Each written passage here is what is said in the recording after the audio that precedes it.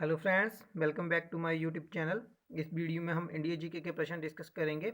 But video शुरू करने से पहले मेरे चैनल को सब्सक्राइब और बेल आइकन का बटन है उसे प्रेस कर दें और वीडियो को लाइक जरूर करें और मेरे चैनल को जो है अपने फ्रेंड्स में भी शेयर करें ताकि उनको भी जो है मेरी वीडियो मिल सके। तो चलिए शुरू करते हैं। पहला प्रश्न है हमारे पास 94। Whose army did Alexander confront on the banks of the river Jhelum. Jhelum नदी के तट पर सिकंदर ने किसकी सेना से युद्ध किया? तो दोस्तों इसका जो राइट ऑप्शन है वह ऑप्शन डी पोरस। सिकंदर की सेना ने जो है झेलम नदी के तट पर पोरस की सेनाओं के साथ युद्ध किया था। पोरस जो थे वो पंजाब के शासक थे। ठीक है दोस्तों, सिकंदर ने जो है 326 बीसी में भारत पर आक्रमण किया और ब्यास नदी तक पहुंच गया था। सिकंदर के सैनिकों ने ब्यास नदी के आगे जाने से इनकार कर दिया। इसमें सबसे प्रमुख उसका सेनापति कोइनोस था। सिकंदर ने ब्यास नदी के तट पर अपने भारत अभियान की निशानी के तौर पर 12 स्तूपों का निर्माण करवाया था।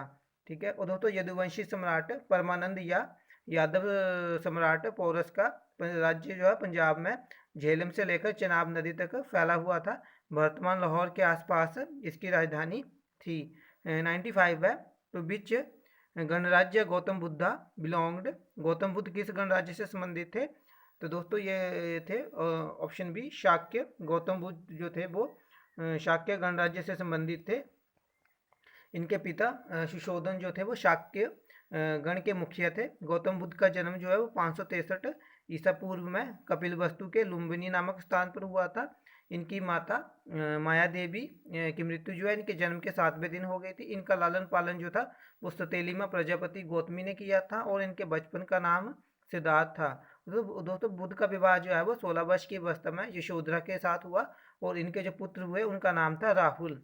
ठीक है दोस्तों, सिद्धार्थ जब कपिल वस्तु की सैर पर निकले तो उन्होंने जो दृश्य देखे उनमें सर्वप्रथम एक बूढ़ा व्यक्ति देखा था उन्होंने, फिर एक बीमार व्यक्ति, फिर एक शव यात्रा और अंत में जो उन्होंने एक सन्यासी को देखा था। दोस्तों भगवान बुद्ध ने जो 29 वर्ष की अवस्था में गृह त्याग किया जिसे कि बौद्ध धर्म में महाविनिष्क्रमण कहा गया है। दोस्तों अलाल कलाम जो थे वो सिद्धार्थ के प्रथम गुरु हुए। ऐसा माना जाता है कि बिना अन्न जल ग्रहण किए 6 वर्ष की कठिन तपस्या के बाद 35 वर्ष की आयु में वैशाली की पूर्णिमा की रात निरंजना फल्गु नदी के किनारे पीपल वृक्ष के नीचे सिद्धार्थ को ज्ञान प्राप्त हुआ था। ज्ञान प्राप्ति के बाद सिद्धार्थ बुद्ध के नाम से जाने गए। वो स्थान जो था वो बोध गया कहलाया। बुद्ध ने अपना प्रथम उपदेश सारनाथ ऋषिपत्नम में दिया जिसे बौद्ध ग्रंथों में धर्म चक्र प्रवर्तन कहा गया है। बुद्ध ने अपने उद्देश्य जनसाधारण की भाषा पाली में दिए।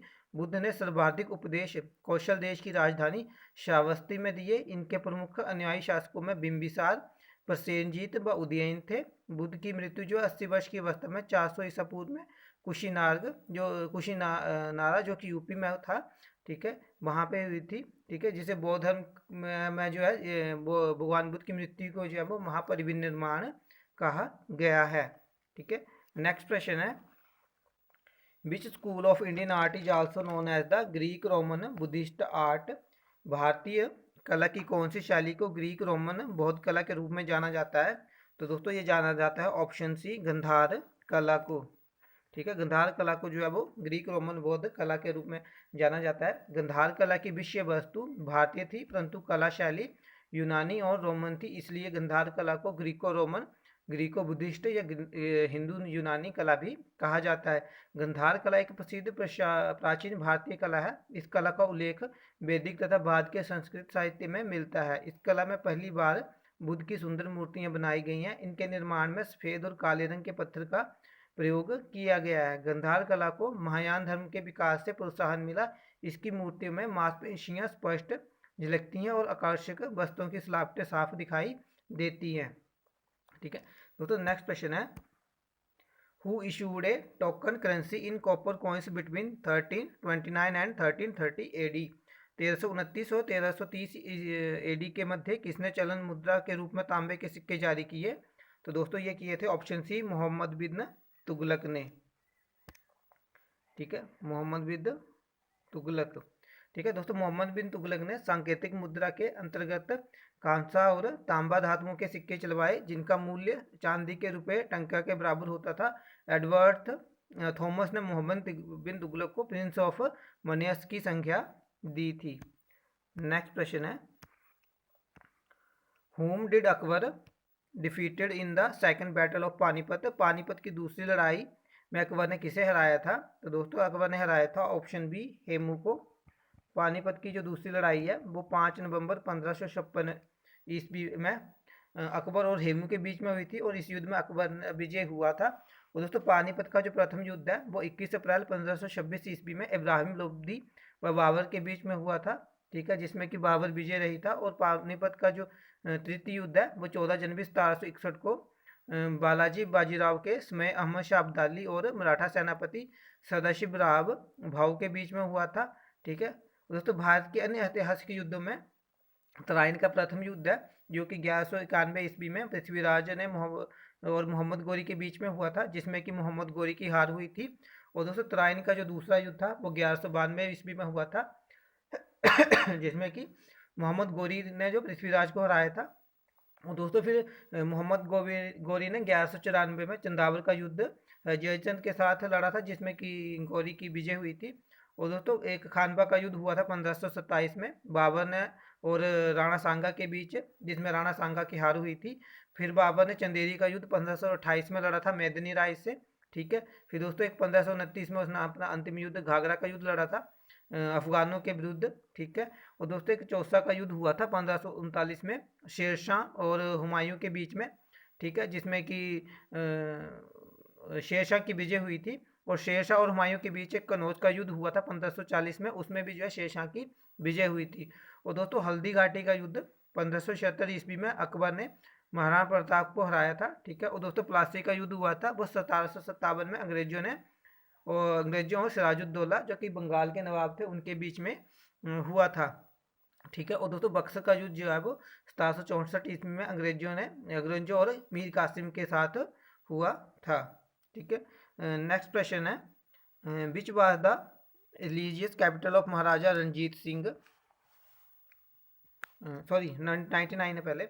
द भक्ति cult spread in Maharashtra with the teaching of. भक्ति संप्रदाय महाराष्ट्र में किसके उपदेशों द्वारा फैला था? तो दोस्तों इसका जो राइट ऑप्शन है वो ऑप्शन है तुकाराम, ठीक है। भक्ति संप्रदाय महाराष्ट्र में तुकाराम के उपदेशों द्वारा फैला था, ठीक है। संत तुकाराम जो थे वो 17वीं शताब्दी के एक महान संत कवि थे जो भारत में लंबे समय तक चले भक्ति आंदोलन के प्रमुख स्तंभ थे। संत तुकाराम ने इस बात पर बल दिया कि सभी मनुष्य परम पिता ईश्वर की संतान है और इस कारण वे सभी समान हैं। संत तुकाराम द्वारा महाराष्ट्र धर्म का प्रचार हुआ जिसके सिद्धांत भक्ति आंदोलन से प्रभावित थे। महाराष्ट्र धर्म का तत्कालीन सामाजिक विचारधारा पर बहुत गहरा प्रभाव पड़ा। महाराष्ट्र धर्म का उपयोग श्री छत्रपति शिवाजी महाराज ने सभी वर्गों को एक सूत्र में बांधने के लिए किया था, ठीक है। नेक्स्ट प्रश्न है, which was the religious capital of Maharaja Ranjit Singh. Maharaja Ranjit Singh की धार्मिक राजधानी कौन सी थी? तो दोस्तों वो थी ऑप्शन बी अमृतसर, ठीक है। और उनकी जो राजधानी थी वैसे तो वो थी लाहौर, ठीक है। 100 का वैसे बी राइट ऑप्शन है। 101 है, महात्मा गांधी से remark a post dated cheque on a crumbling bank is regarding the proposal of. Mahatma Gandhi के कथन एक डूबते बैंक पर एक पोस्ट डेटेड चेक किसके प्रस्ताव से संबंध में है? तो दोस्तों वो था ऑप्शन बी क्रिप्स मिशन, ठीक है। महात्मा गांधी ने क्रिप्स मिशन के बारे में एक डूबते बैंक पर पोस्ट डेटेड चेक से संबंधित उसके बोला था, ठीक है। दोस्तों क्रिप्स मिशन जो है वो 1942 में ब्रिटिश सरकार द्वारा भारत भेजा गया एक मिशन था जिसका उद्देश्य द्वितीय विश्व युद्ध के समय अपने लिए भारत का पूर्ण सहयोग प्राप्त करना था। सर स्टैफोर्ड क्रिप्स इसके अध्यक्ष थे जो कि विंस्टन चर्चिल के मंत्रिमंडल के साम्यवादी झुकाव वाले एक वरिष्ठ राजनेता एवं मंत्री थे। उस टाइम पे सेकंड विश्व युद्ध में विंस्टन चर्चिल जो थे वो इंग्लैंड के प्रधानमंत्री थे। नेक्स्ट प्रश्न है 102, under article 1 of the Indian constitution it is declare that Bharat means India shall be. भारतीय संविधान के अनुच्छेद 1 के अंतर्गत ये घोषित किया गया कि भारत का अर्थ है इंडिया क्या होगा? तो उसका जो राइट ऑप्शन दोस्तों वो है option A union of states, राज्यों का संघ, ठीक है। इंडिया जो है एक राज्यों का संघ है। 103 प्रश्न है, the secretary general of the Lok Sabha is appointed by the Lok Sabha के सेक्रेटरी जनरल की नियुक्ति किसके द्वारा की जाती है? तो दोस्तों वो की जाती है ऑप्शन ए लोकसभा के स्पीकर के द्वारा। ठीक है, 103 का ए जो है वो राइट ऑप्शन है। और दोस्तों नेक्स्ट प्रश्न है और लास्ट प्रश्न है इस वीडियो का। 104 the maximum time a person can continue to the minister of the state government without being a member of the state legislature. एक व्यक्ति बिना राज्य विधानमंडल की सदस्यता के अधिकतम कितने समय तक राज्य सरकार के मंत्री के रूप में कार्य कर सकता है? तो दोस्तों इसका जो राइट ऑप्शन है वो है ऑप्शन बी 6 मास।